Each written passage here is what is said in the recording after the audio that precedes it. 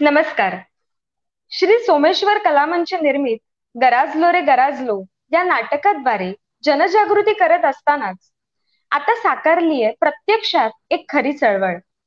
आणि ह्या चळवळीच्याच माध्यमातून घेऊन आलो आहोत लाईव्ह मुलाखत चर्चासत्र. आता हे लाईव्ह मुलाखत चर्चासत्र नक्की कशासाठी? तर आपल्याला प्रेरणा देणाऱ्या व्यक्तींची गाठभेट आपल्या कोकणातील माणसांशी करून देण्यासाठी, त्यातून त्यांचा आत्मविश्वास वाढवण्यासाठी आणि त्यांच्या यशाचा मार्ग सुकर करण्यासाठी. आणि मी रिद्धी पाटील तुम्हा सर्वांचं आजच्या या लाईव्ह मुलाखत चर्चासत्रामध्ये सहर्ष स्वागत करते. आज आपल्यासोबत आहेत माननीय श्री मिथिलेश देसाई सर. यांनी बीटेक इन ऍग्रिकल्चर इंजिनिअरिंग केलेलं आहे आणि याच बरोबर 75हून अधिक प्रकारच्या फणसांची लागवड यांनी केलेली आहे. तर सर, तुमचं आजच्या या 84व्या मुलाखतीमध्ये खूप खूप स्वागत. धन्यवाद. आज आपण फणस लागवड ते फणसाला बाजारपेठेत असलेल्या मागणी यावर सविस्तर चर्चा करणारच आहोत. तर सर्वप्रथम सर, तुम्ही बीटेक ऍग्रिकल्चर इंजिनियर आहात, तर जॉब पेक्षा कृषी संवर्धनाकडे जाण्याचा निर्णय तुम्ही का घेतला? ओके, हा मुळात बेसिकली खूप वेळा प्रश्न विचारला गेला आणि हे खूप आताच्या मोमेंटला आणि आताच्या ह्या जनरेशन मध्ये हे खूप महत्वाची गोष्ट आहे की आपल्याला यंग जनरेशनलाही समजणं गरजेचं आहे. बेसिकली मी माझं 2008 मध्ये 10वी पर्यंत शिक्षण इथं माझ्या लांजामध्येच झालं, रत्नागिरीमध्ये. 11-12 ला मी कराडला शिक्षण झालं आणि त्यानंतर मी ऍग्रिकल्चरकडे ऍडमिशन घ्यायचं आपलं हे होतं, म्हणजे रादर दॅन काहीतरी वेगळं करायचं. स्कोर चांगले होते, मार्क्स चांगले असल्यामुळे असं ठरवलं की नाही की बाबा मेकॅनिकल किंवा इलेक्ट्रिकल ह्या स्ट्रीम सोडून काहीतरी वेगळं. तर त्यामुळे राहुरी विद्यापीठाचं कसं आहे की आपल्या देशातलं 2 नंबरचं ऍग्रिकल्चरचं विद्यापीठ आहे. तर तिथं ऍडमिशन झालं. नंतर मग 4 वर्ष ऍग्रिकल्चर इंजिनिअरिंग मध्ये, तिथं 4 वर्ष राहुरी विद्यापीठ. बेसिकली हे हब, बेसिकली मीही राहुरीमध्ये सिव्हिल सर्व्हिसेस करायच्या उद्देशानेच गेलेलो होतो तिथे राहुरी विद्यापीठामध्ये. हा, आणि 4 वर्ष 4 वर्ष तिथं आमचं ऍग्रिकल्चर इंजिनिअरिंग झालं. त्याच्यामध्ये माझं बेसिकली थर्ड फायनल इयरला आपल्याला जे सेक्टर दिले असतात किंवा डिपार्टमेंट असतात, ते माझं एपी डिपार्टमेंट होतं, agriculture process engineering. 3rd-4th year नंतर म्हणजे 4th इयर मध्ये मी ऍग्रिकल्चर प्रोसेस इंजिनिअरिंग मध्ये माझं इंजिनिअरिंग कम्प्लीट झालं. त्यानंतर मी दिल्लीला होतो, युपीएससी करत होतो. कॉलेज टायमिंगला असताना युपीएससीचे प्रिपरेशन करत होतो. 1-1.5 वर्ष दिल्लीमध्ये होतो, नंतर पुण्यामध्ये प्रिपरेशन केली. आणि बेसिकली इकडे वडील माझे गव्हर्नमेंट सर्व्हिस मध्ये होते. बेसिकली हे फणसाचे जे, म्हणजे वडिलांना फणस किंग म्हणून ओळखलं जातं आणि त्यांनी फणस हा म्हणजे महाराष्ट्रामध्ये महाराष्ट्रासमोर आणण्याचं काम वैयक्तिक बेसिकली त्यांनी केलेलं आहे, वडिलांनी. हरिश्चंद्र देसाई त्यांचं नाव. ओके, तर त्यांनी इथे लागवड वगैरे करायला सुरुवात केली होती. आणि जे म्हणतात की माणूस वेडा असला म्हणजे एखादं संशोधन करायला, तर त्या पद्धतीने त्यांनी म्हणजे फणस लागवड करायला सुरुवात केली 2015 साली. त्या टायमिंगला मी दिल्लीला होतो आणि तेव्हा त्यांनी लागवड करायला सुरुवात केली. नंतर 1-2 अटेम्प्ट वगैरे झाले माझे. एक भविष्यात एक कंटिन्यू केलं असतं तर एखादी चांगली पोस्ट किमान एमपीएससी मध्ये तरी आपण क्वालिफाय करू शकलो असं, एवढं माझ्याकडे आत्मविश्वास होता. आणि एक दिवस सहजच असं दिवाळीला मी घरी आलो होतो दिल्लीवरूनच रिटर्न, आणि तेव्हा वडिलांची माझी चर्चा झाली की बाबा असं असं, आणि आमचं एक इंटरॅक्टिव्ह फ्रेंडली रिलेशन असल्यामुळे आमच्याशी चर्चा झाली की ठीक आहे, ऍग्रिकल्चर मध्ये असं ठरलं की आपलं एज्युकेशन हे ऍग्रिकल्चर मध्ये झालंय आणि याच्या पुढे आता फ्युचर आपल्याला ऍग्रिकल्चर मध्येच करायचं आहे. म्हणजे जेणेकरून कसं की नोकरी करायची नाही, हा आम्ही वडील आणि मी ठरवून निर्णय घेतला की याच्या पुढे नोकरी करायची नाही. आणि बेसिकली याच्या पुढे की बाबा जे काय आहे करिअर स्लो अँड स्टेडी जसं होईल तसं, पण ऍग्रिकल्चर मध्येच करिअर करायचं हळूहळू हळूहळू. आणि त्याच्यानंतर त्यांनी फणस लागवड केली होती. साधारण आपण सुरुवातीला म्हणजे आता माझ्यासोबतचे खूप सारे फ्रेंड्स आहेत की आताही क्लास 1 आहेत, सुपर क्लास 1 आहेत. म्हणजे पण कसं आहे, आता जर बघायला गेलात, जसं तुम्ही तुमचा क्वेश्चन मुळात होता तो की तुम्ही ह्याच्याकडे कसं वळलात, तर मी तो विचार केला की बेसिकली युपीएससी किंवा एमपीएससी किंवा बाकीचे म्हणजे इंजिनिअरिंग पास आउट असतात किंवा जे असतात की नोकरीच्या संधीच्या शोधामध्ये असतात. तर आता तुम्ही जर आताच्या जगामध्ये बघत असाल तर बेसिकली त्याच्यामध्ये कसं आहे की नोकऱ्यांच्या संध्या खूप दिवसेंदिवस कमी होत चालल्यात. आणि मेन म्हणजे सिव्हिल सर्व्हिसेस मध्ये पण आता मी बेसिकली राहुरीमध्ये शिकल्यामुळे मला ते माहिती आहे की समजा 1,00,000, 2,00,000, 5,00,000 लोक एक्झामसाठी अटेम्प्ट करतात, त्यातले फायनली 1,000-2,000 मुलं घेतात. त्यातले संपत एक 5-6 वर्षामध्ये मॅक्सिमम 5 ते 10,000 मुलांचं सिलेक्शन होतं. पण भविष्यात नोकऱ्यांचे खूप प्रॉब्लेम्स आहेत आणि आपले कसे सर्वसामान्य घरातली मुलं ही युपीएससी किंवा सिव्हिल सर्व्हिसेससाठी अटेम्प्ट वगैरे करत असतात. आणि त्यांच्याकडे बरेचशा लोकांकडे 90% लोकांकडे प्लॅन बी तयार नसतो. त्यामुळे ते पूर्णपणे झोकून करतात आणि बरेचशा मुलांना त्याच्यामध्ये निराशाही येऊ शकते आणि येते, हे आपण बघत आलो. आणि आता तुम्ही पण जसं आता कोविड पासून वेबिनारचे सेशन सुरू केला आहात, तर त्याच्यामध्ये पण कसं आहे की वेबिनारच्या सेशनमध्ये पण आपण बघू शकतो की आता पोस्ट कोविडमध्ये नोकऱ्या ऑलमोस्ट 50% कट ऑफ केलेल्या आहेत आणि कंपनीजना हो. वगैरे पण आता वर्क फ्रॉम होम हे परवडत आहे, कारण की त्यांना मेंटेनन्स कॉस्ट वगैरे खूप कमी आहे. त्यामुळे बेसिकली आपण बरोबर. असं ठरवलं की नाही, ऍग्रिकल्चर बॅकग्राऊंड असल्यामुळे फ्युचर हे ऍग्रिकल्चर मध्येच करायचं, हा उद्देश घेऊन मग त्याच्यानंतर मी कम्प्लिटली म्हणजे नोकरी ही न करता बिझनेस ओरिएंटेड मध्ये यायचं आणि ते पण ऍग्रिकल्चर ओरिएंटेड मध्ये असं घ्यायचा निर्णय केला असं. ओके, फारच छान. ही जर्नीच खूप सुंदर होती. अच्छा. याचबरोबर फणस जरी कोकणात महत्वाचं पीक असलं तरीही दुर्लक्षित पीक आहे. कोकणातील शेतकरी आंबा काजू शेतीला जास्त प्राधान्य देतो. पण तुम्ही फणस लागवडीकडेच का वळलात? जसं मी तुम्हाला बोललो की फणस हे हम्म, सुरुवातीला जेव्हा लागवड करायला सुरुवात केली वडिलांनी, अक्षरशः म्हणजे खूप हम्म, चांगल्या चांगल्या लोकांनी देखील त्यांना वेड्यात काढलं होतं की अरे काय वेडे आहेत का की बाबा तुम्ही फणसाची लागवड करताय. हम्म, वडिलांनी अगदी 250-300 खड्डे मारून ठेवले होते आणि ते व्हरायटीच्या शोधात होते. सुरुवातीला आपण हम्म, लोकलच्या काही व्हरायटीज घेतल्या आणि हम्म. नंतर मग साऊथ स्टेट्स मध्ये वगैरे बऱ्यापैकी जॅकफ्रूट होतं, हे तेव्हा माहिती होतं, म्हणजे 2015-16 साली ओके. वगैरे. ओके. मग तेव्हा हम्म, खड्डे मारले होते. तर लोक म्हणजे लोक बेसिकली कसं आहे की एखादी गोष्ट आपल्याला इनोव्हेटिव्ह करायची असेल तर त्याला आपल्याला एक म्हणजे लोकांकडूनही आपल्याला तेवढं हे भेटलं पाहिजे. एकदा ते सक्सेसफुल झालं की हम्म. आपल्याला ते 100% गोष्टी भेटत असतात. तर आम्ही मग हो, हो. नंतर कसं केलं की हळूहळू साऊथ स्टेट्स मध्ये वगैरे म्हणजे केरळ, कर्नाटकमध्ये वगैरे व्हरायटी शोधायला हम्म, सुरुवात केली. आणि मग हम्म, नंतर हम्म, आपल्याला असं झालं की हळूहळू जसं याच्यामध्ये पडलो तर त्याच्यामध्ये अभ्यास वाढत गेला. 1-2 मग सेमिनार्स अटेंड केले. मग हम्म. 2017 साली जसं मी युपीएससी क्विट करून वडिलांसोबत होते, आम्ही केरळला एक इंटरनॅशनल सेमिनार होता जॅकफ्रूट वरती बेसिकली, वायनाड अच्छा. केरळमध्ये. ओके. म्हणजे हम्म. जगामधला हा दुसरा इंटरनॅशनल सेमिनार होता ओनली ऑन जॅकफ्रूट. हम्म. पहिला हा झाला ओके. सिंगापूरला, दुसरा हा झाला अच्छा. केरळमध्ये म्हणजे आपले. हा, ओके. आणि तिथे जगातले म्हणजे ऑल ओव्हर म्हणजे साधारण व्हिएतनाम, मलेशिया, सिंगापूर, युरोप इकडचे ऍग्रिकल्चर मधले प्रतिनिधी लोक होते. इंडियामधले बरेचसे लोक हम्म. होते. टोटल एक 70-72 जणांचा सेमिनार झाला आणि दॅट वॉज ओनली हो. On the jackfruit 5 days completely. हम्म. ओके. ओके. आणि ओके. त्याच्यामध्ये ओके. अगदी देशाचे केंद्रीय म्हणजे जे मंत्री आहेत त्यांचे सचिव जे असतात हम्म. ते पण तिथे हजर होते, म्हणजे कमिशनर ऑफ ऍग्रिकल्चर वगैरे. तर ते 5 दिवस हम्म. तिथं आपल्याला असं कळलं की जॅकफ्रूट ह्याच्याचं महत्व काय आहे, की जॅकफ्रूट हे हम्म. भविष्यात जाऊन जॅकफ्रूटला किती इम्पॉर्टन्स येणार आहे. आणि जसं तुम्ही ओके. म्हणाल की काजू आंब्याची शेती सोडून का, आता आम्हीही काजूच्या हम्म. प्रश्नावरती प्रचंड गेले वर्षभर स्ट्रगल करत आहोत, विषय मांडत आहोत. आंब्याचं वगैरे कसं हम्म. झालेलं आहे की पूर्वी हापूस आंबा वगैरे उत्कृष्ट क्वालिटी, आंबा हा आपला जगजाहीर उत्कृष्ट क्वालिटीचा आहे. पण आता कसं हो. झालं की फळांची संख्या त्याला खूप वाढली. म्हणजे कसं होतं की जसा हम्म. आंब्याचा रेट वाढत चाललाय तसा मेंटेनन्स कॉस्ट हा हा. आंब्याचा खूप वाढलेला आहे. आणि कधी हो. कधी कसं हो. होतं हो. की आता वातावरणामध्ये चेंजेस खूप होतात, तर त्यामुळे पूर्वी आंबा हम्म. दरवर्षी धरायचा. आता कसं होतं हो. 1 वर्ष आड, 2 वर्ष आड, किंवा कधी कधी फिफ्टी हम्म. पर्सेंटच प्रोडक्शन आहे. तुम्ही बघाल ह्या वर्षी 25% आंब्याचं प्रोडक्शन आहे. त्यामुळे मार्केटमध्ये आंब्याचे रेट्स पण खूप महाग आहेत. काजूचं उदाहरण हो. घ्यायला गेलात तर काजूचं कसं आहे की बेसिकली सुरुवात जेव्हा केली वेंगुर्ला 4 आणि 7, म्हणजे त्याच्यावरती इनोव्हेशन खूप कमी पडले आहे काजूमध्ये. तर हम्म. बघायला हम्म. गेलात तर पूर्वी कीड किंवा रोग वगैरे काजूवरती काही नव्हता. त्याच्यातही मेंटेनन्स कॉस्ट खूप कमी होता.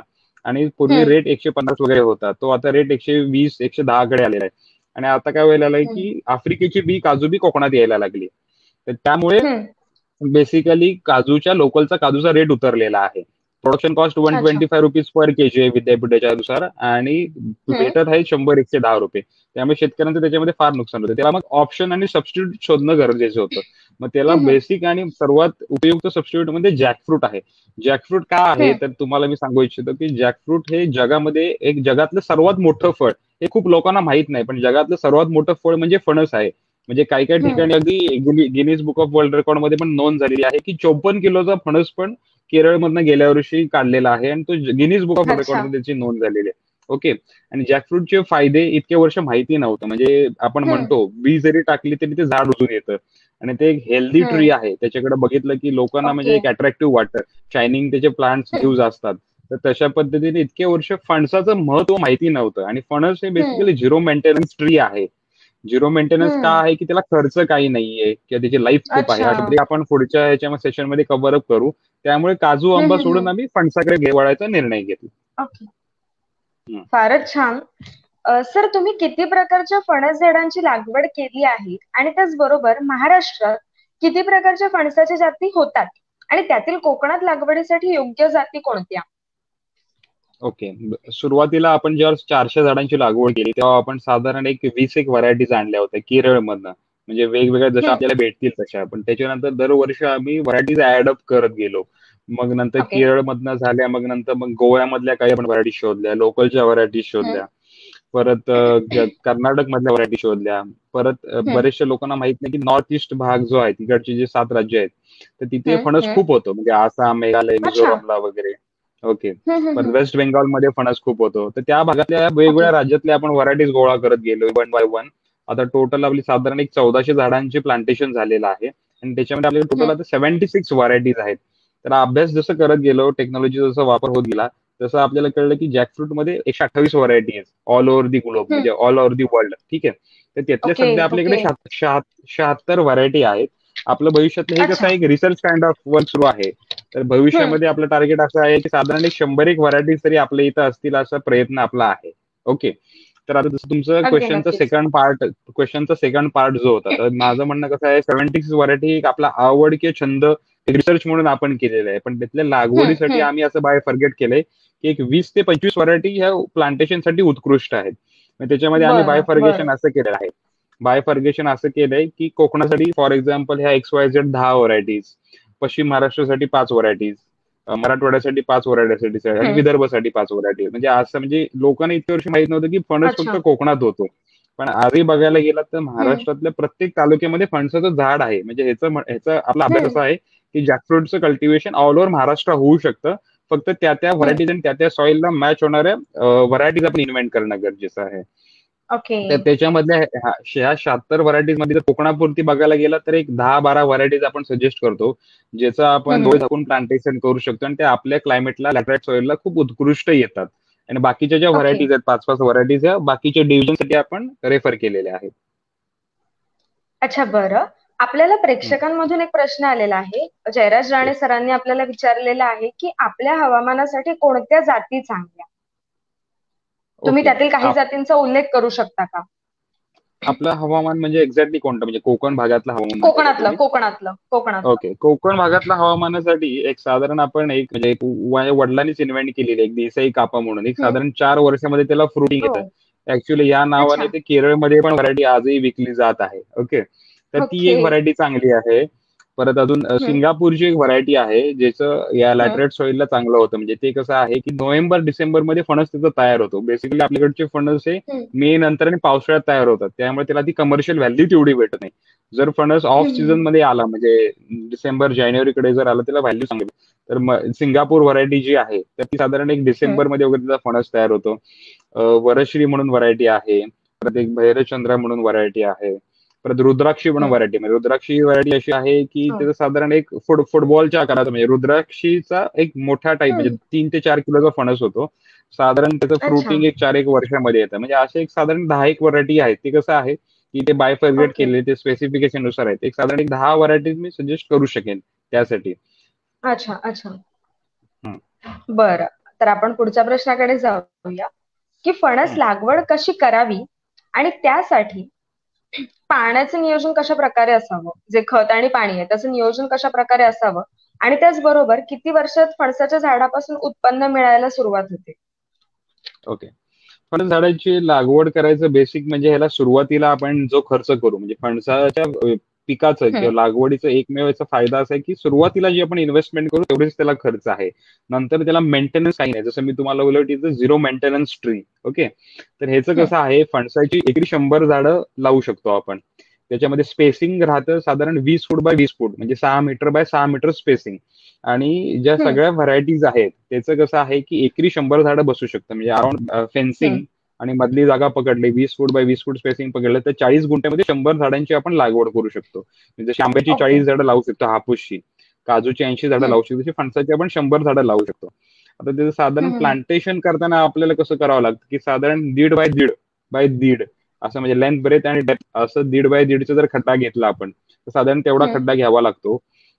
त्याच्यामध्ये जर शेणखत असेल आपल्याकडे तर ते जर टाकलं तर ते व्हेरी वेल अँड गुड आहे. तसं फणसाला विशेष काही हम्म. लागत नाही, पण लागवड करते शेणखत असेल ती चांगली गोष्ट आहे. थोडीफार अच्छा, मुंग्याची अच्छा. पावडर टाकायला लागते, कारण की जॅकफ्रूटचे हं. रूट्स हे स्वीट असतात, म्हणजे गोड असतात. ओके. त्यामुळे मुंग्या हां. लागू शकतात. तर त्यामुळे त्या खड्ड्यामध्ये हं. थोडी 4-8 मुंग्याची पावडर टाकावी लागते आणि अच्छा. त्याचं प्लांटेशन करू शकतो आपण.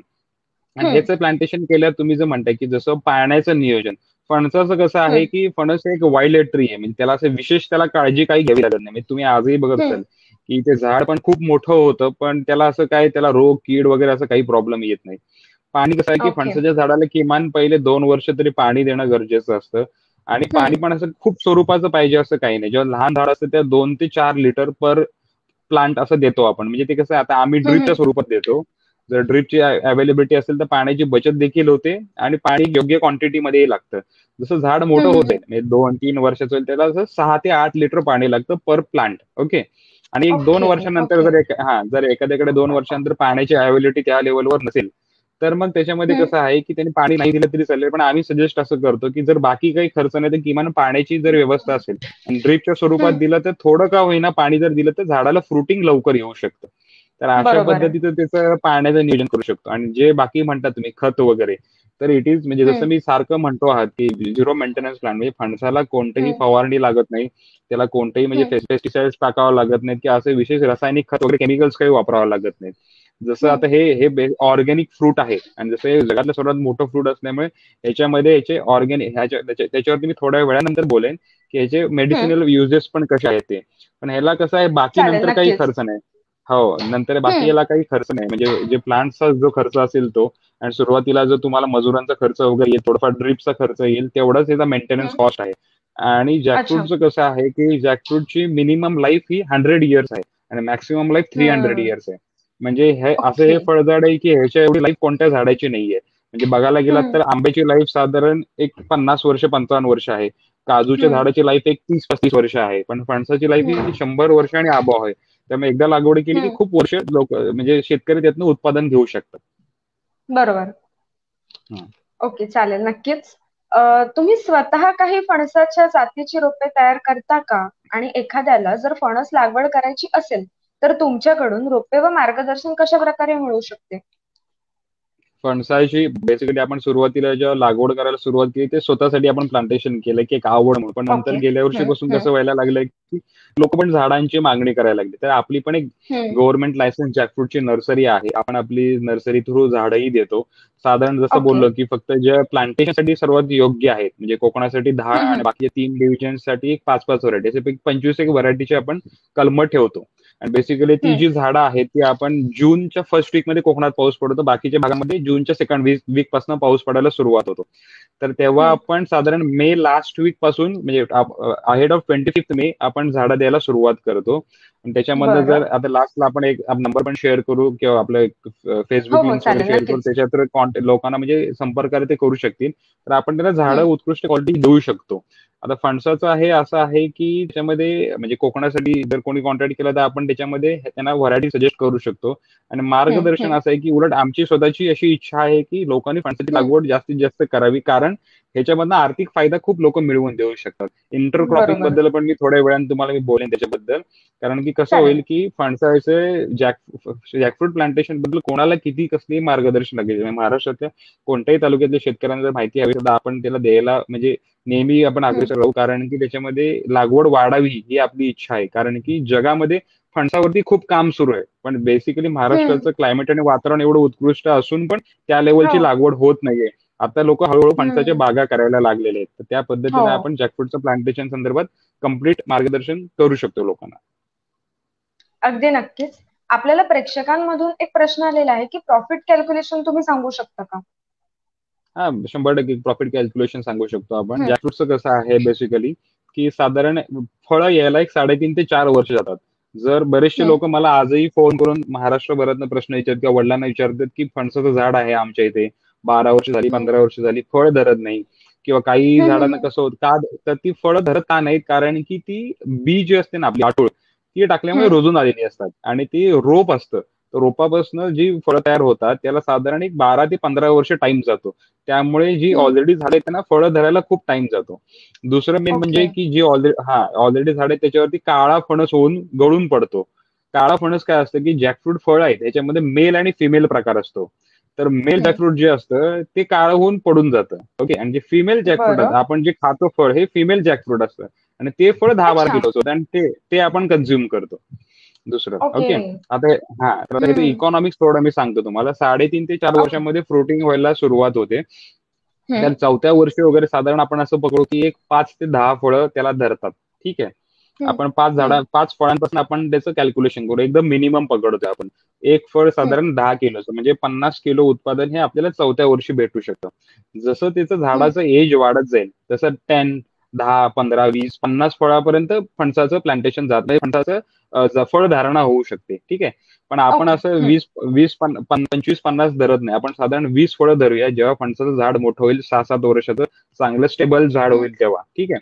20 हम्म. किलो 20 हम्म. फळं जर धरली आणि एका फळाचं साधारण वजन आपण 10 किलो पकडू मिनिमम. त्याच्यावर 12 हम्म. आणि हम्म. 15 केजीचं जर 10 किलो पकडू. तर ओके. एका झाडापासून साधारण 200 किलो आपल्याला उत्पादन होऊ शकतं. म्हणजे 20 इंटू हम्म. 10 हम्म. म्हणजे 200 किलो हो. उत्पादन एका 200. झाडापासून होऊ शकतं. बरोबर. आणि हम्म. एकरी 100 झाडं बसतात. बरोबर आहे. एकरी जर हम्म. 100 झाडं बसली तर साधारण 100 झाडं म्हणजे 200 किलो इंटू 100 जर केलं तर 20,000 किलो आपल्याला बेसिकली रॉ मटेरियल तयार होतं. म्हणजे हो. 20 टन. हो. हो. ओके. म्हणजे असं असं येस. कोणतंच झाड नाही की एवढं उत्पादन एखाद्या एकरमधनं भेटू हम्म. शकतं. आता मार्केटमध्ये बरोबर जर आहे. तुम्ही बघायला गेलात तर कापा फणस, आता ह्या सगळ्या व्हरायटीज हे कापे आहेत. हम्म. आपल्याकडे कापा आणि बरका प्रकार आहे. तर बरके हो. फणस हो. खूप हो. ऑलरेडी आहेत. तर काप्या फणसाला हम्म. कमर्शियल व्हॅल्यू जास्त आहे.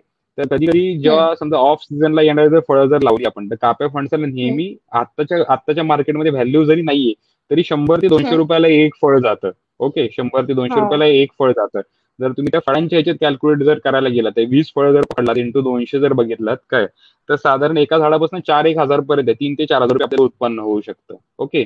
आणि तेच हम्म. जर आपण 100 झाडं असतील, तर एक 3 ते 4 लाखावर जाऊ शकतं ते. ठीक आहे. बरोबर. हे हो. हो. कापसाचं कॅल्क्युलेशन तुम्हाला सांगतो. आता मार्केटमध्ये कच्च्या फणसाला खूप डिमांड आहे. म्हणजे जगाच्या हम्म. मार्केटमध्ये जॅकफ्रूटला एक ग्लोबल फ्रूट हे स्वरूप नाव भेटलेलंच आहे. आणि वर्ल्ड हम्म. मार्केटमध्ये सध्या व्हेजिटेरियन जग सगळं आता सध्या व्हेजिटेरियनकडे वळत आहे. पोस्ट कोविड पण हम्म. लोकं आता नॉन व्हेजिटेरियनकडे वळत आहेत. तर भारतीय देशामध्ये की व्हेजिटेरियन मीट किंवा डमी मीट म्हणून एक कन्सेप्ट आलेली आहे. तर व्हेजिटेरियन हम्म. मीट जे आहे त्याला प्रॉपर सबस्टिट्यूट सध्याच्या घडीला फक्त आणि फक्त जॅकफ्रूट आहे. जॅकफ्रूटचं हो. टेक्स्चर आणि त्याची चव अशी आहे की हम्म. त्याला एक शाकाहारी मटण म्हणून ओळखलं जातं जगाच्या मार्केटमध्ये. ठीक आहे. अच्छा. तर भविष्यामध्ये जर बघायला झाला इथून पुढचे 5 किंवा 10 वर्षामध्ये, तर मुंबई, हम्म. पुणा किंवा ह्या मेट्रो सिटीजमध्ये पिक्का फणस बघायला पण भेटणार नाही. कारण की कच्चा फणसच लोक एवढे कन्झ्युम करणार आहेत त्याचे मेडिसिनल हम्म. युजेसमुळे. आणि एक्सपोर्टमध्ये बरोबर. सध्या कच्च्या फणसाला खूप डिमांड आहे. आजही आपल्याकडे एक साधारण 20 ते 30 टन कच्च्या फणसाची ऑर्डर आहे दर महिन्याला. पण आपण ती पुरी करू हम्म. शकत नाही कारण की तेवढं प्लांटेशन नाहीये. म्हणजे डिमांड सप्लाय गॅप आहे हम्म. सध्या. तर अशा लेव्हलचं जर आपण केलं, म्हणजे सध्या कच्चा फणसाचं मी तुम्हाला कॅल्क्युलेशन सांगतो. सध्या मार्केटमध्ये ₹10 ते ₹12 किलो रेट आहे. तर आपलं त्याच्यावरती हम्म. काम सुरू आहे की जॅकफ्रूटचं अवेअरनेस जर वाढवलं, तर साधारण एक ₹20 हम्म. किलोपर्यंत वगैरे ते जाऊ शकतं. जॅकफ्रूटच्या बरोबर. कच्च्या फणसाचा रेट. बरोबर. तर हम्म. त्याचा जर हम्म. इकॉनॉमिक्स जर बसवला, तर कुळऱ्या म्हणतात त्याला. आता कुळऱ्या आपण एक ₹100-150 विकतो. पण तेच जर आपण त्याला हम्म. प्रॉपर मार्केटिंग जर करून हे करू शकलो, तर त्याला चांगलं उत्पन्न भेटू शकतं. ते एकरी साधारण मी नक्कीच. तुम्हाला सांगू शकतो, की एक ₹3 ते ₹4 लाख एकरी भेटू शकते नुसतं रॉ फ्रुटचं. जर एखादं त्याच्यामध्ये हम्म. जर प्रोसेस करणार असेल, व्हॅल्यू एडिशन करणार असेल किंवा त्यातले गरे हो. काढून जर विकणार असेल, तर ते 4 to 5 टाइम्स होऊ हम्म. शकतं. म्हणजे बेसिक येस. म्हणजे जर नुसते गरे काढून विकणार असेल, तर 2 टाइम्स होऊ शकतं. आणि त्याला बाकी हम्म. प्रोसेस म्हणजे व्हॅल्यू एडेड प्रॉडक्ट्स बद्दल पण मी बोलेन थोड्या वेळाने. ते जर करू शकलं, हम्म. तर त्याला अजून त्याचं उत्पन्न वाढू शकतं. ओके. खूप छान माहिती देताय सर. आपल्याला प्रेक्षकांमधून सुद्धा खूप चांगल्या कमेंट्स येत आहेत. ओके. यामध्ये आपल्याला अजून एक प्रश्न विचारला गेलाय प्रेक्षकांमधून की उष्ण वातावरणात व कमी पाण्यात हे पीक घेता येईल का? हा, वातावरण उष्ण जरी असेल, आता बेसिकली आता हम्म. विदर्भात देखील फणस होऊ शकतो. तर विदर्भातल्या साईडला क्लायमेट अगदी म्हणजे हम्म. टेम्परेचर अगदी 45 अँड अबव्ह जातं. त्याचा इश्यू हो. नाहीये. पण उष्ण वातावरणापेक्षा त्याला पाणी देणं गरजेचं आहे. जसं मी बोललो, की झाड जे छोटं असतं, तेव्हा त्याला पाणी देणं हम्म. गरजेचं आहे. एक तुम्ही चांगल्या स्वरूपाचं उन्हाळ्यामध्ये जर पाणी देऊ शकाल आणि त्याला म्हणजे कसं आहे, हम्म. जर हम्म. खूप ऊन असेल, तर त्याला पाणी नसेल तर ते झाड मरू शकतं. हम्म. त्यामुळे उष्ण वातावरणामध्ये किंवा हम्म. कोणत्याही सॉइलमध्ये म्हणजे ब्लॅक सॉइलमध्ये किंवा आपल्या लॅटराइट सॉइलमध्ये कोणत्याही वातावरणामध्ये ते झाड येऊ शकतं. त्या व्हरायटीज जर सजेस्ट केल्या तर आपण काय, हम्म. फक्त त्याला पाणी हम्म. देणं गरजेचं आहे, खूप उष्ण वातावरण असेल तर. बरोबर. हं. ओके. ओके. आणि ठीक आहे. दुसरी गोष्ट काय आपल्याला म्हणजे नाही, एक दुसरं त्याला हा, ऍड बोला. करू इच्छितो मी. ऍड अप असं करतो, की जरी पाणी दिलं, तर थोडी जमीन ही आपली हम्म. निचरा जमीन पाहिजे. कारण की फणसाची मुळं ही स्वीट असतात. फणसाला बाकी काही रोग नाही, पण हम्म. त्याच्या पाणी स्टॅग्नंट राहता कामा नये, म्हणजे मुळामध्ये पाणी साचून राहता कामा नये. जर मुळामध्ये मध्ये जर हम्म. पाणी साचून राहिलं तर झाडाला फंगल अटॅक होऊ शकतो आणि ते झाड मरू ओके. शकतं. तर फक्त लागवड अच्छा. करताना ही काळजी घ्यायला पाहिजे की मुळामध्ये पाणी साचून राहता कामा बरोबर, चालेल. अजून नये. आपल्याला इथे प्रश्न आहे प्रेक्षकांमधून, की प्रत्यक्ष त्या झाडाचा फणस कापण्याआधीच तो फणस कापा आहे की बरका आहे हे आपल्याला ओळखता येऊ शकतं का? किंवा एखादं झाड आपल्याला पाहून ते बरका आहे किंवा कापा आहे हे ओळखता येऊ शकतं का? नाही, असं म्हणजे एवढे ते जॅकफ्रूट वरती रिसर्च झालेला आहे, पण असं फळ बघून असं कोणी सांगू शकत नाही की ते कापा आहे की बरका आहे. हम्म. म्हणजे म्हणजे काही लोक असं म्हणतात की काप्या फणसाची बी लावली तर कापा झाड येतं. तेही खरं नाहीये. कारण की आम्ही त्याच्यावरती खूप अच्छा. संशोधन करून झालं. हां, त्याला ग्राफ्टिंग ओके. करायलाच लागतं. कलम असेल तरच ती ओरिजिनल व्हरायटी मेंटेन होते. आणि असं फळ बघून आपण नाही सांगू शकत की हे कापा आहे किंवा बरका आहे असं. आपण पिकला की नाही हे ओळखू शकतो, पण ते आतमध्ये काय आपण नाही सांगू शकत. बरं बरं. नक्कीच. फणसाला आंतरराष्ट्रीय व राष्ट्रीय बाजारपेठेत किती प्रमाणावर मागणी आहे याविषयी सांगा. ओके. ऍक्च्युली हे खूप समजणं गरजेचं आहे, तरच लोक जॅकफ्रूटच्या हम्म. प्लांटेशनकडे वळू शकतील. आता तुम्हाला मी सांगतो, जसं मी बोललो की जॅकफ्रूट हे जगातलं सर्वात मोठं फळ आणि ग्लोबल फ्रूट म्हणून ओळखलं जाते सध्या. खूप लोकांना माहिती नाही की हम्म. आता केरळ राज्याचं फळ हे जॅकफ्रूट आहे. ठीक आहे. हम्म. जसं आपलं अल्फान्सो वगैरे आपल्या इकडे देशामध्ये समजा केरळ राज्याचं फळ जॅकफ्रूट आहे. श्रीलंके अच्छा. देशाचं फळ हे जॅकफ्रूट आहे. बांगलादेश हम्म. देशाचं फळ जॅकफ्रूट आहे. परत म्यानमारचं देशाचं फळ जॅकफ्रूट आहे. ओके. अच्छा. परत व्हिएतनाम, सिंगापूर, मलेशिया ह्या भागांमध्ये जॅकफ्रूटची लागवड खूप होते. म्हणजे जिथे किंवा आफ्रिकेमध्ये फणसाची लागवड खूप आहे. म्हणजे बरं. जिथे-जिथे जे कोस्टल रिजन आहे, म्हणजे ज्या देशांना हम्म. समुद्र किनारपट्टी आहे आणि हा. थोडं आणि त्याच्या आजूबाजूच्या म्हणजे जास्ती म्हणजे फणस असा फळ आहे की ते बिलो 12 डिग्रीच्या खाली ते येऊ शकत नाही. म्हणजे जे थंड हवेचं हम्म. ठिकाण आहे, तिथं फक्त फणस येऊ शकत नाही. बाकी अबोव्ह 15 डिग्री बरं. जिथे-जिथे टेम्परेचर तिथं फणस सगळीकडे येऊ हम्म. शकतो चांगल्या प्रमाणावरती. अच्छा. ओके. ओके. आता भारताचा विचार करायला गेलात, तर अगदी हम्म. मध्य प्रदेश पर्यंत किंवा त्या जर आपण जर लेव्हल कॅल्क्युलेट केली आणि नॉर्थ ईस्ट पर्यंत ह्या हम्म. सगळ्या स्टेट्समध्ये फणसाची लागवड आहे आणि होत आहे. म्हणजे अगदी हम्म. झारखंड, ओरिसा त्या भागामध्ये पण हम्म. फणसाची लागवड आहे. म्हणजे जुनी झाडं हम्म. आहेत. आता जगाच्या मार्केटमध्ये कसं आहे, की फणसाला जसं मी बोललो, की कच्च्या फणसाला खूप डिमांड आहे.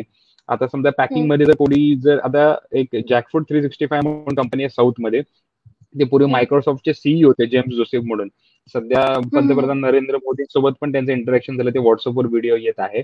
तर त्यांनी त्यांचा हम्म. Microsoft मधला जॉब क्विट करून त्या जॅकफ्रूटमध्ये ते जॅकफ्रूट सीड पावडर बनवतात ते. आणि ती कसं आहे, की ते अँटी डायबेटिक आहे. तर त्याच्यावरती त्यांना सध्या मोठा पुरस्कारही भेटलेला आहे. मोदींसोबत त्यांचं इंटरॅक्शन पण झालेलं आहे सध्याच्या ह्याच्यामध्ये रिसेंटली. तर तसं म्हणजे हम्म. जॅकफ्रूटमध्ये व्हॅल्यू ॲडेड प्रॉडक्ट्स खूप आहेत. आणि जर व्हॅल्यू ॲडिशन जर आपण करू शकलो, सर, की किमान हां, बोला.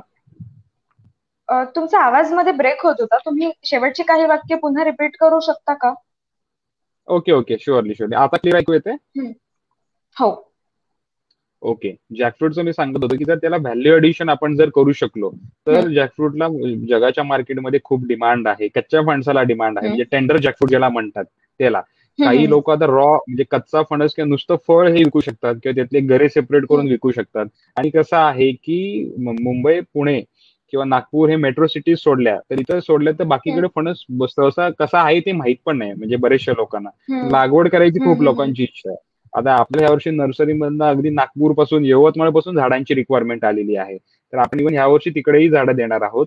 पण त्याच्यामध्ये कसं आहे, की जगाच्या मार्केटमध्ये आपण त्याला एक्सपोर्ट करू शकतो आणि एक्सपोर्ट क्वालिटीला फणसाला खूप चांगली डिमांड आहे. हॅलो, हॅलो,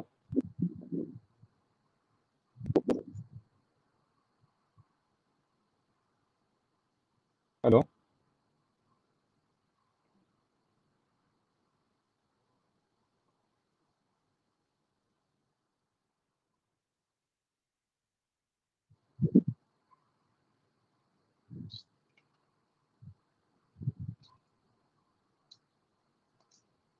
नेटवर्क ब्रेक झालेला आहे. जस्ट मिनिटांमध्ये त्या मॅडम पण कनेक्ट होतील लवकर.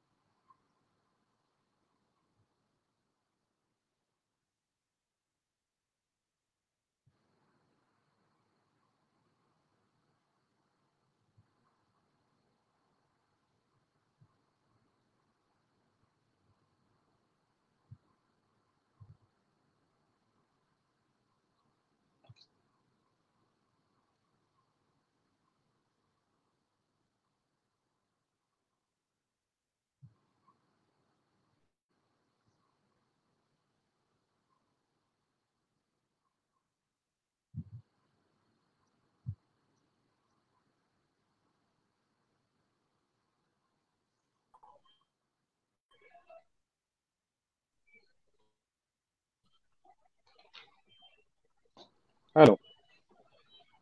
माफ करा काही तांत्रिक अडचणींमुळे. Yes yes. Hello sir.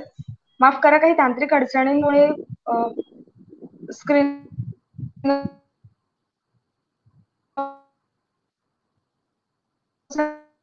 झाली होती.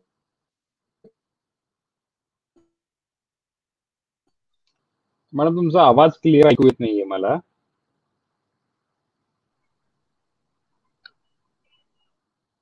तर तुम्ही रिकनेक्ट करू शकता, तुमचा आवाज क्लिअर ऐकू येत नाही मला.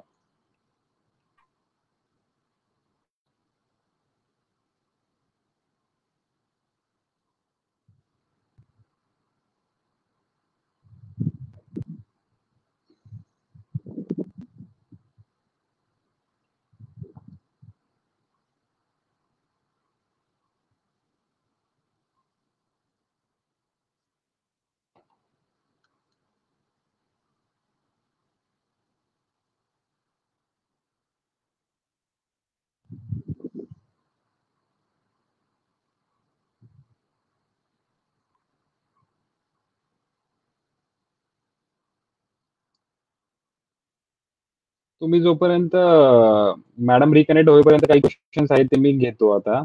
एकाने क्वेश्चन विचारला आहे की फणसाला गोव्यातील उत्तर गोवा व जिल्ह्याचे प्रमुख पीक म्हणून घोषित करण्यात आले आहे. नक्कीच गोव्यातील उत्तर राज्यातील पिकाला असं गोव्याचं उत्तर राज्याचं पीक म्हणून घोषित करण्यात आले आहे. तिथे प्रमोद सावंत जे मुख्यमंत्री आहेत त्यांनी रिसेंटली त्या पिकाची त्याची नोंद घेऊन त्याच्यावरती काम करण्यास सांगितलेलं आहे.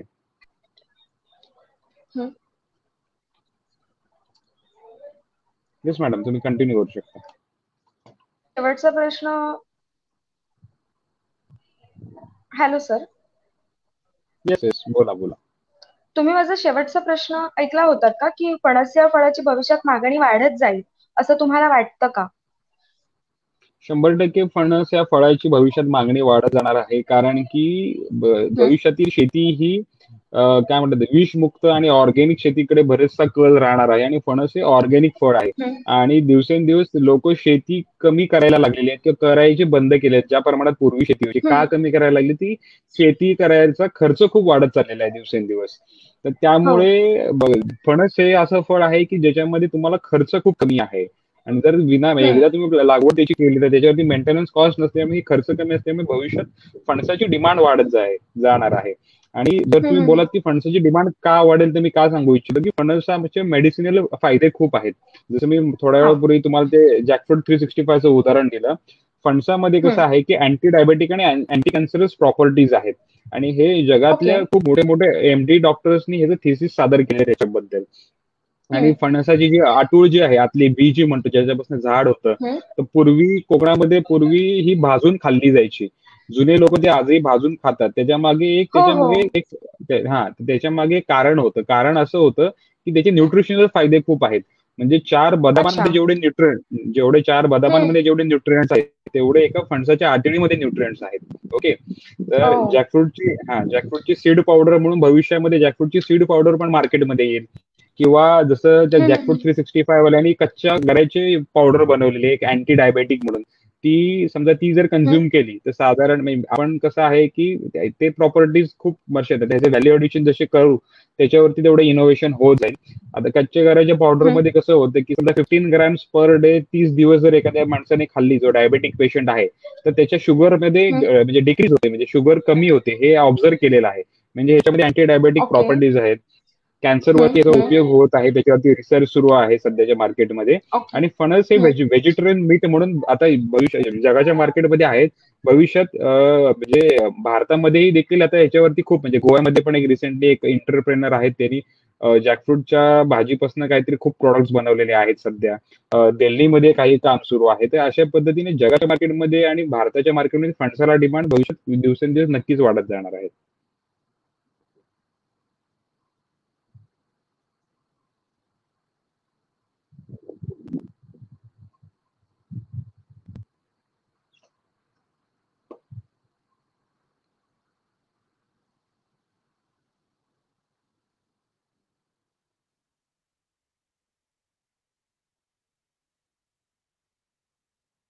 दुसरा एक क्वेश्चन आहे, मॅडम रिकनेक्ट होईपर्यंत आपण ते प्रश्न घेऊया. जॅकफ्रूट पावडर बद्दल माहिती घ्या. तर जॅकफ्रूट पावडरची केरळमध्ये, जसं मी बोललो की जॅकफ्रूट 365 म्हणून कंपनी त्याच्यावरती फॉर्मेशन केलेलं आहे आणि त्याच्यावरती त्यांचं काम सुरू आहे आणि आता ते जगाच्या मार्केटमध्ये किंवा भारताच्या मार्केटमध्ये त्यांनी आणलेलं आहे. दुसरा एक क्वेश्चन आलेला आहे, घाट माथ्यावर फणस पिकाची लागवड होऊ शकते का? जमीन कशी असावी? घाट माथ्यावरती 100% याची लागवड होऊ शकते आणि फणस कसं आहे, घाट माथ्यावरती सहसा बाकीची फळ लागवड आपण कोणती करू शकत नाही. पण फणस हे असं झाड आहे की तुमची जागा किंवा जमीन कशी असू दे त्याच्यामध्ये आपण त्याची लागवड करू शकतो आणि जमीन त्याला अशी विशेष अशी कोणती गरज लागत नाही, फक्त ती निचराची जमीन पाहिजे. झाडांच्या मुळांमध्ये पाण्याची साठ म्हणजे पाणी साठून राहतं कामा नये अशा पद्धतीची जमीन पाहिजे आहे.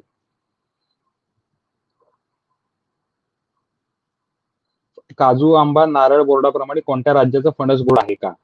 आता सध्या तरी फणस बोर्ड नाही आहे. आता जसं आता केरळ राज्याचं फळ हे फणस झालेलं आहे, तर त्याच्यामुळे फणसामध्ये जॅकफ्रूट वरती जॅकफ्रूट बोर्ड म्हणून केरळमध्ये स्थापन झालेलं आहे. आपणही आता प्रयत्न करत आहोत की महाराष्ट्र गव्हर्नमेंटकडे त्याची मागणी करून की विद्यापीठांच्या थ्रू जाऊन फणसावरती एखादा बोर्ड सुरू करणं गरजेचं आहे, की कारण की फणसावरती रिसर्च फार कमी झालेला आहे. आपण आपल्या लेवलवर प्रयत्न करत आहोत. भविष्यात आपलंही इथे रिसर्च सेंटर असेल अशी मी इच्छा व्यक्त करतो आणि ह्याच्यावरती आपण जर जॅकफ्रूट बोर्ड फॉर्म झालं तर शेतकऱ्यांना ह्याच्यामध्ये अजून नवीन नवीन इनोव्हेशन होऊ शकतात आणि इनोव्हेशन जर झाले तर त्याच्यानुसार फणस बोर्ड जर फॉर्म झाला तर फणस बोर्डाचा फायदा शेतकऱ्यांना खूप चांगल्या प्रमाणावरती होऊ शकतो. ओके, नक्कीच सर. शेतकऱ्यांनी, माफ करा, हॅलो, तुमचा त्यासाठी मी प्रेक्षकांसमोर खरंच दिलगिरी व्यक्त करतेय. आपल्याला काही कारणास्तव स्क्रीनवर दिसत नाहीये.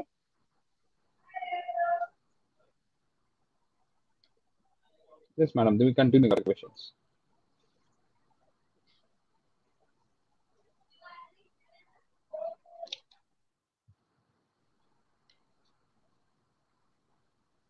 सर खरंच आपल्याला खूप छान माहिती देत आहेत, कारण फणसाची लागवड ती कशी केली जाऊ शकते, कुठे केली जाऊ शकते. आणि मला प्रेक्षकांना सांगावंसं वाटेल की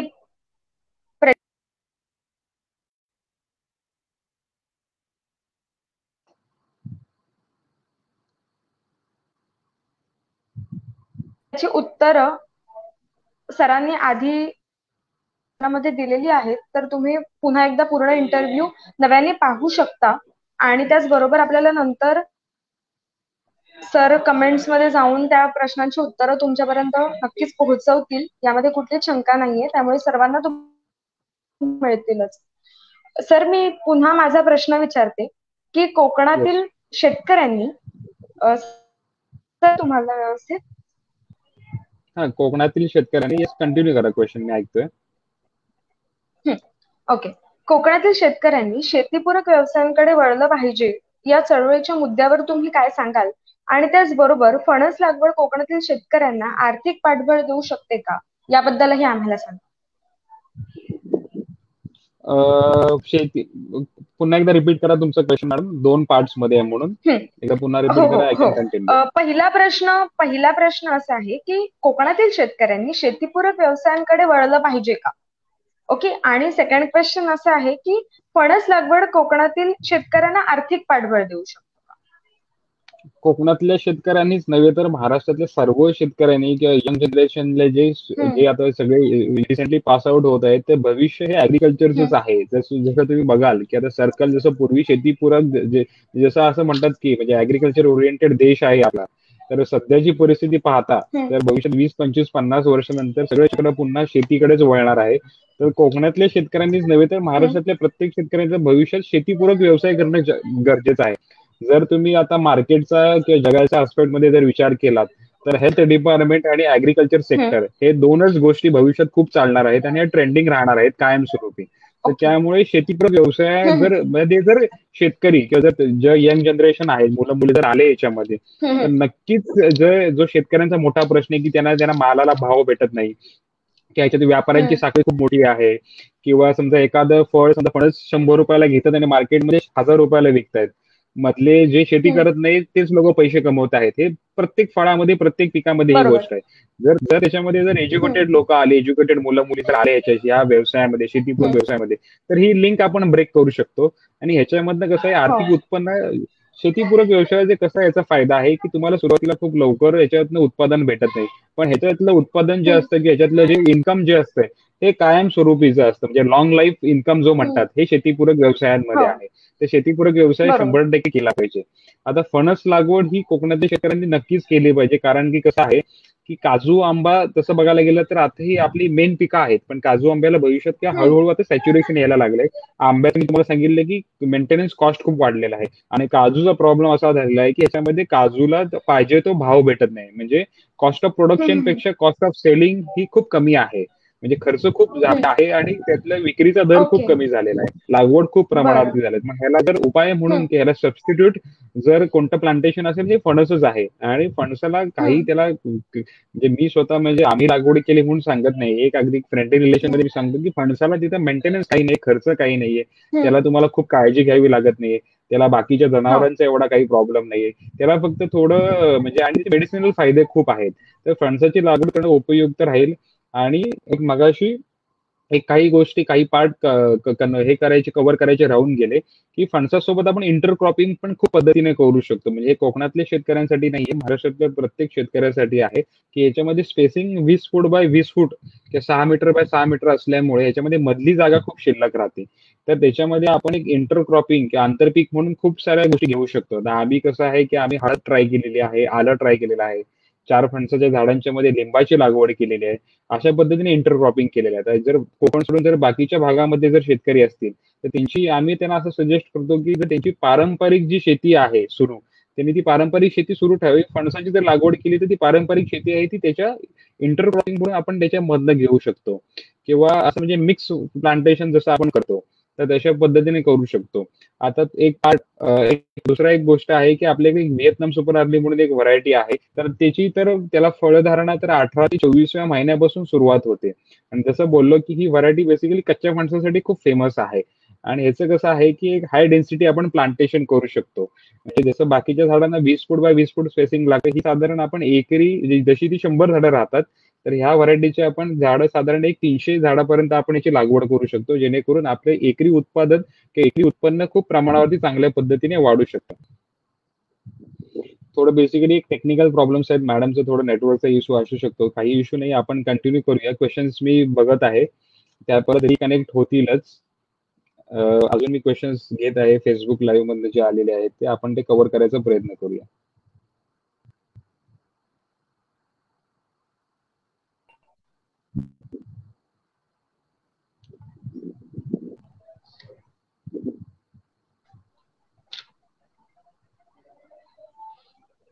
येस मॅडम, तुम्ही कंटिन्यू करू शकता. माफ करा, त्याला काही तांत्रिक अडचणी येत आहेत, पण थँक्यू, तुम्ही खूप छान मार्गदर्शन देत आहात आणि तुम्ही तितकंच चांगलं करत आहात.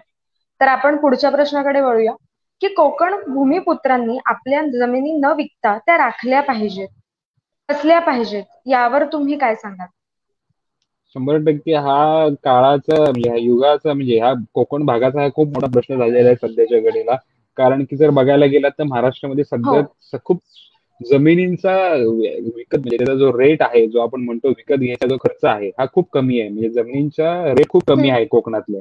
आणि कोकणातल्या शेतकऱ्यांचं कसं झालंय की काजू आंबा सोडून त्यांनी इतर किंवा फळ शेतीपूरक व्यवसायांकडे, ह्याच्याकडे वळलं पाहिजे. लागवडी दुसऱ्या केल्या पाहिजेत, हम्म. नवनवीन त्याच्यामध्ये तंत्रज्ञान आणलं पाहिजे. कारण की कसं होईल की भविष्यात, आता मी सध्या बघत आहे की बाहेरच्या राज्यातली लोक किंवा जे सदन शेतकरी म्हणता येणार, जे मोठे मोठे इंडस्ट्रियलिस्ट लोक आहेत, ते शेतकरी हम्म. नाहीच आहेत.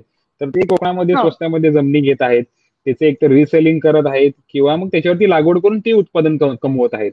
तर एक तर मुळात हम्म. म्हणजे हो. भविष्यामध्ये ज्याच्याकडे जागा, पाणी ही असेल, तोच माणूस हा भविष्यात सधन आणि श्रीमंत असणार आहे. त्यामुळे एकतर जागा तर विकलीच नाही पाहिजे. हो. आणि जर शेतीपूरक व्यवसाय जर असेल, आणि असं काहीतरी आपण, आता जसं ही फणस लागवड आहे, हे सोडून आपण अजून काही ना काही हम्म. इनोव्हेटिव्ह गोष्टी करू शकतो. त्यासाठी यंग जनरेशनना पण शेतीमध्ये नक्कीच. येणं घेणं गरजेचं आहे. म्हणजे सगळ्यांनीच मुंबईला जाऊन नोकरी बरोबर. करणं हे असं कुठं मॅन्डेटरी नाहीये. तर त्याच्यापैकी जर 50% जरी यंग जनरेशन, यंग मुलं मुली जरी कोकणामध्ये त्यांच्या गावामध्ये वडिलोपार्जित जमीन असेल किंवा कमी खर्चामध्ये आजही जमीन भेटते कमी रेटमध्ये, तर तसं जर घेऊन करू हो. इच्छित असतील तर ते जर केलं तर लॉंग लाईफ त्यांना उत्पन्न भेटू शकेल. आणि नक्कीच जे म्हणतो की कोकण जसं समृद्ध आहे तर ते भविष्यात आर्थिक समृद्ध देखील होईल.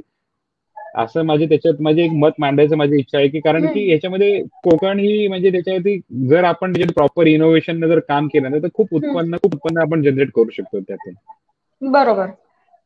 आणि खरंच याचा विचार कोकणातील तरुण मंडळींनी केला पाहिजे, कारण इथे संधी आहेत. फक्त त्या दृष्टिकोनातून त्यांनी त्याकडे पाहिलं पाहिजे आणि त्यात उतरलं पाहिजे तितकेच आत्मविश्वासाने. सर, श्री सोमेश्वर कलामंच निर्मित गराजलो रे गराजलो या नाटकाद्वारे जनजागृती करता करता आता प्रत्यक्षात चळवळ सुरू केली आहे. तर या चळवळीविषयी तुम्ही काय सांगाल आणि ही चळवळ घराघरात पोहोचणं गरजेचं आहे का, असं तुम्हाला वाटतं का?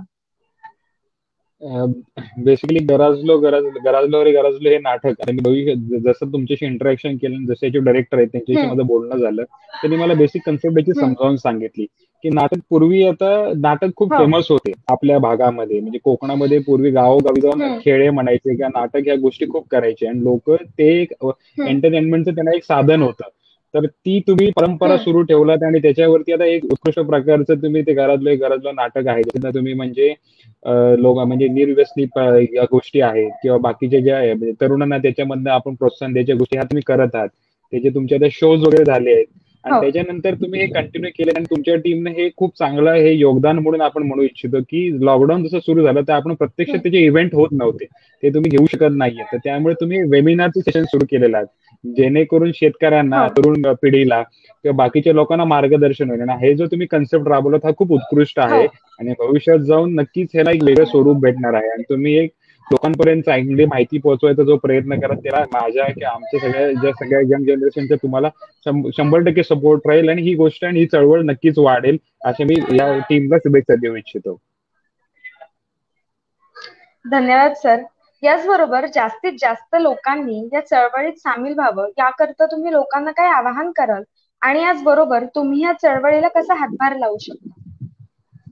जास्तीत जास्त चळवळीमध्ये ह्या लोकांना आपण कसं सांभाळू शकतो, जसे आता तुमचे वेबिनारचे सेशन आहेत, आता काही आता हम्म. मी स्वतः एक थोडे ऍग्रिकल्चर किंवा सोशल फील्डमध्ये काम करत असल्यामुळे आमचंही खूप चांगलं नेटवर्क आहे महाराष्ट्रभरामध्ये, तर त्या पद्धतीने आपण हम्म. ह्या गोष्टी त्यांच्याकडे इंट्रोड्यूस करू शकतो. आता हे सध्या कोकण भागापुरती मर्यादित आहेत. सध्या मी असं हम्म. सजेस्ट करू इच्छितो की मुंबईपासून तुम्ही गोव्यापर्यंत भाग फोकस करत आहात. एकदा इथल्या काही इनोव्हेटिव्ह गोष्टी जर कन्सेप्ट लागू झाल्या त्यानंतर हळूहळू आपण हम्म. महाराष्ट्रभरही याचा आपण प्रचार प्रसार करू शकतो, जेणेकरून महाराष्ट्रभरातले अगदी शेतकरी म्हणा, नक्कीच. तरुण पिढी म्हणा, हे लोक आपल्याला जोडून हम्म. जाऊ शकतात आणि ही जी तुम्ही एक इनोव्हेटिव्ह कन्सेप्ट लोकांसमोर आणला ती महाराष्ट्रावर पोहोचू शकतो. आता माझ्याकडून वैयक्तिक एक जॅकफ्रूट एंटरप्रेनर म्हणून किंवा एक सोशल फील्डमध्ये काम करणारे एक तरुण म्हणून मी तुम्हाला 100% माझ्याकडनं जेवढे सहकार्य करता येईल तेवढे मी करेन आणि जास्तीत जास्त लोकांपर्यंत आपली चळवळ पोहोचवण्याचा प्रयत्न करूया आपण.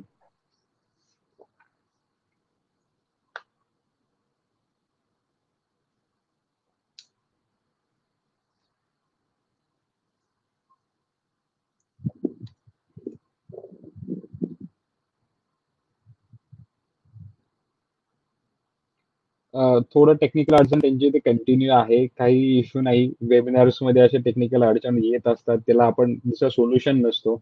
बऱ्यापैकी आजचं जे वेबिनार होतं हे जॅकफ्रूट प्लांटेशन बद्दल होतं, फणस लागवडीबद्दल होतं. बऱ्याचशा गोष्टी मी कव्हर केलेल्या आहेत. मॅडम रिकनेक्ट होईपर्यंत थोडं मी त्याच्यावरती बोलतो 1-2-5 मिनिटं. बऱ्याचशा गोष्टी मी फणस लागवडीबद्दल बोललेलो आहे. खूप लोकांनी जास्तीत जास्त फणसाची लागवड करावी. त्याच्याबद्दल जे मार्गदर्शन लागेल ते मी किंवा माझे वडील किंवा आपल्या थ्रू जे आपल्या फार्मर प्रोड्युसर कंपनी आहे त्याच्या थ्रू आपण देऊ इच्छितो आणि खूप लोकांना त्याबद्दल मार्गदर्शन करू. थोडंफार माझं नाव मिथिलेश देसाई जसं मॅडमनी सुरुवातीला सांगितलं. बरेचशे लोकांनी नंबर देखील मागितलेले आहेत. तर माझा नंबर आहे 8275 455 176. मॅडम देखील त्या कमेंट बॉक्समध्ये नंतर टाकतील जर कोणाला लागत असेल तर. आणि फणस लागवडीबद्दल काही जी जास्तीत जास्त कोणालाही इन्फॉर्मेशन हवी असेल त्याच्याबद्दल आम्ही सगळी ती इन्फॉर्मेशन द्यायला तयार आहोत आणि कोकण भाग मर्यादित न राहता महाराष्ट्रभराची लागवड व्हावी अशी आपली इच्छा आहे आणि त्याची लागवड भविष्यामध्ये फणसाला खूप चांगलं डिमांड राहील.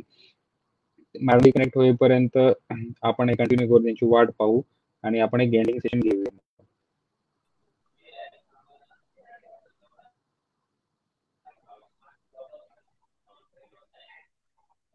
माफ करा, आज येस. आलेल्या बऱ्याच तांत्रिक अडचणींबद्दल दिलगिरी व्यक्त करते, माफी मागते. तर सर, आज तुम्ही आमच्या या लाईव्ह मुलाखत चर्चा सत्रामध्ये आणि आम्हाला इतकं सुंदर मार्गदर्शन केलं. म्हणजे फणसाकडे बघण्याचा दृष्टिकोन लोकांचा खूप आतापर्यंत पण आज कमेंट्स मधून देखील कळलं की बऱ्याच लोकांना खूप आनंद झालाय की या फील्डची एक वेगळी बाजू आहे, त्याच्याकडे बघण्याची एक वेगळी दृष्टी आहे आणि ती आज तुमच्यामुळे आपल्या कोकणवासियांना मिळाली. आणि नक्कीच आपले सर्व प्रेक्षक याचा फायदा करून घेतील आणि नक्कीच त्यातून त्यांना त्यांच्या आयुष्याला किंवा त्यांच्या करिअरला एक वेगळी दिशा मिळू शकते. तरुणांनी देखील या गोष्टीचा नक्कीच विचार करावा. आणि तुम्ही वेळात वेळ काढून आजच्या या चर्चासत्रामध्ये सहभागी झाल्याबद्दल खूप खूप धन्यवाद सर. आणि थँक्यू. याचबरोबर मला थँक्यू सो मच. प्रेक्षकांना सांगावंसं वाटेल मला प्रेक्षकांना सांगावंसं वाटेल की गराजलो रे गराजलो नावाचं एक आम्ही युट्यूब चॅनल देखील सुरू केलेलं आहे. यामागचा एकमेव उद्देश हाच आहे की आमच्याद्वारे घेतल्या जाणाऱ्या मुलाखती किंवा आम्ही जे वेगवेगळे उपक्रम करत आहोत ते तुमच्यापर्यंत पोहोचावे आणि त्याचा तुम्ही फायदा करून घ्यावा.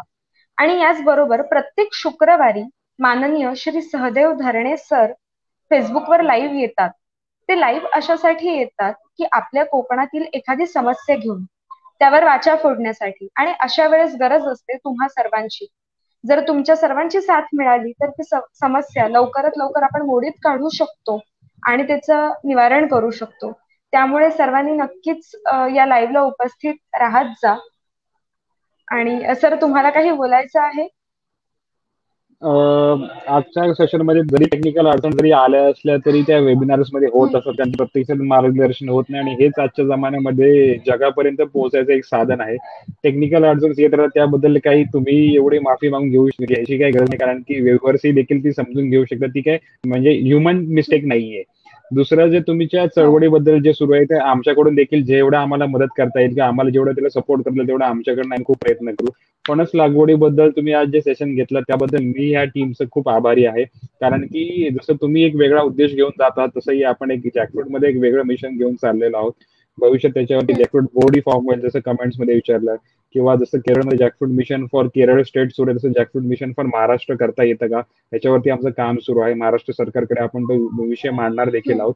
तर अशा पद्धतीचे तुम्ही वेबिनार सेशन घेतात याबद्दल तुमचं देखील आभार आणि ह्या सेशन मध्ये मला बोलवल्याबद्दल थँक्यू सो मच. धन्यवाद सर. तर मी सुद्धा इथेच प्रेक्षकांचा निरोप घेते. तोपर्यंत तुम्ही सर्वांनी घरीच राहा आणि स्वतःची काळजी घ्या. धन्यवाद.